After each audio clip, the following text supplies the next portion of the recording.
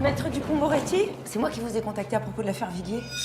Éric Dupond-Moretti, incarné pour la première fois au cinéma. Dans une intime conviction, le réalisateur Antoine Rimbaud revisite le procès en appel de Jacques Viguier en 2010, accusé d'avoir assassiné sa femme 10 ans plus tôt. C'est l'avocat pénaliste, originaire de Maubeuge, qui obtiendra son acquittement.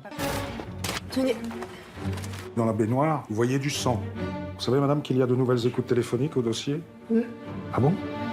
Déjà à l'époque, Éric Dupond-Moretti, désormais 35 ans à la barre, se distinguait par son charisme et un certain bagou.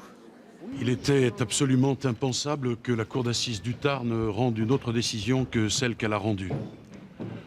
Voilà 10 ans que la justice, et disons-le clairement, la rumeur, n'a pas permis une seconde à cet homme de vivre normalement.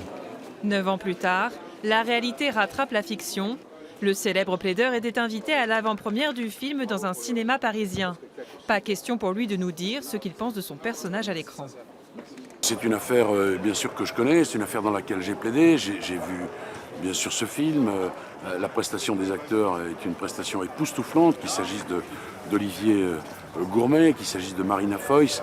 Je trouve que c'est deux grands acteurs qui donnent leur pleine dimension. Et ce film est un film passionnant.